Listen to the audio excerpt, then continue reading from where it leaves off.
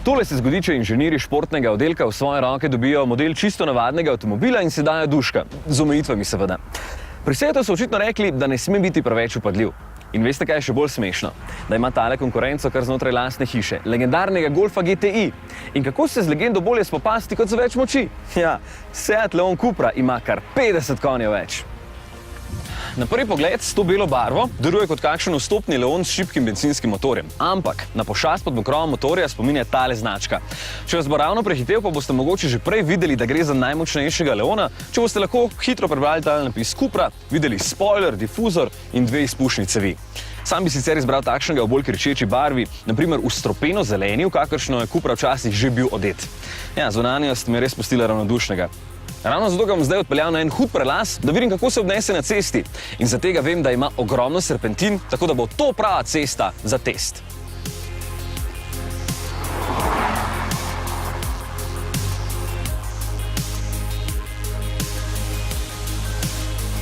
Zanimivo je, da Volkswagen ni imel nič proti španski različici Golfa GTI, ki ima toliko več moči od njihovega ponosa, čeprav imajo seveda tudi Golfa R. No, tule pred mano namreč hromi 2-litrski turbobencinski motor TSI, ki proizvede kar 206 kW, torej 280 konjev. Stropeno? Ja, odvisno od razpoloženja voznika. Zdaj, ko sem ravno izven mesta in imam še vedno v načinu komfort, je Leon lepo umirjen, niti ne preveč trd, čisto ok za vsak dan, daleč od kakšnega dirkalnika. No, ko se pred vami odpre takšna cesta, polna ovinkov, brez kolesarjev in avtomobilov, pa vas od veselja loči samo še pritisk na tale gumb.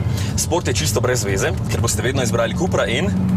Ja, tole je že čisto druga zgodba. Avto je bolj odziven, takoj se spremeni zvok, bolj rezek in športen je in jasno občutno bolj potegne. Tako, zdaj pa si res zasluži svoje ime.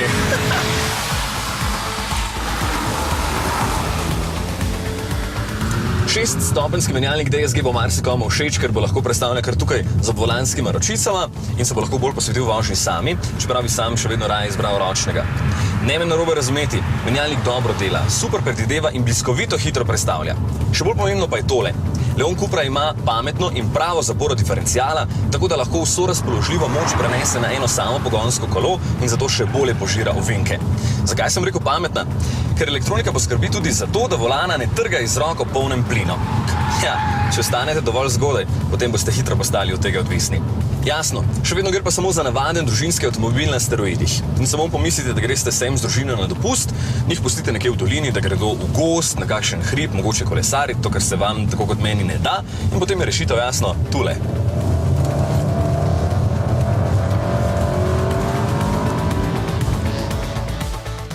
Kaj se moram jaz tu početi? Neverjetno. Ja, tukaj na tem prelazu še Leon Cupra izgleda fantastično, že samo zaradi krasne lokacije. Poglejte ta razgled. Tukaj gor sem se propeljal. No, sicer pa na cesti lahko Leona hitro zgrešite, ker je precej neopazen.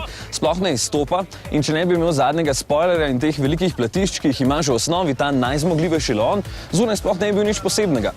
Bo pa mogoče zato bolj všeč tistim, ki radi skrivate, da vaš stroj premore skoraj 300 vrancev, čeprav dvomim, da vas je takšnih veliko.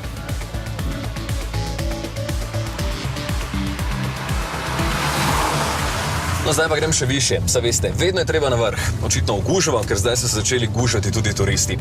In tukaj dejansko vidim, kako dober avto so naredili Španci. Ko se moram počasi pomikati v koloniji, je lepo krotek in precej udoben. Ko prehitim zadnjega počasneža in pritisnem Cupra, je pa pravi divjak.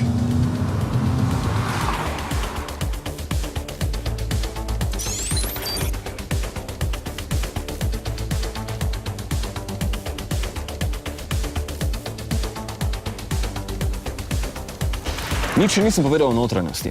Ja, prostorna je, to je dejstvo. Prtljažnik zadaj prav tako. V bistvu vse skupaj nič posebnega, dokler malo bolj podrobno ne pogledate sprednjih sedežev, ki so malo bolj školjkasti, ampak bi morali biti še veliko bolj. In so tudi lahko, za dodatnih 1200 evrov. A ja, po merilniku ne boste spregledali, 300 ima na števcu. Za tole lepo alcantaro in usnje boste morali doplačati, a ja, ima pa še hude, polne led žaromete. Namestitev za volanom je tudi brezhibna, pa volan je tudi dober. Vroče si malo. Cena. V bistvu imate na voljo 2 Cupri. Vstopna z 265 konji stane 26 tisočakov in pol, tale z 280 konji pa 1800 evrov več. No, k sreči za ta denar ne dobite samo 15 dodatnih konjev, ampak še večja platišča in večji zadnji spoiler, tako da ja, vzemite kar tole. In druga plat zgodbe? Ja, poraba tukaj hitro naraste čez 15 litrov, ampak kaj potem? Temu je tudi namenjen. V normalnem prometu pa ne boste vozili z več kot 9 litri, kar se mi zdi za tolikšno moč tudi super. Ja, pa sem na vrhu, brez najmanjše težave. No, se tisti z avtodomi tudi nimajo, ampak niso bili pa tako hitri kot jaz.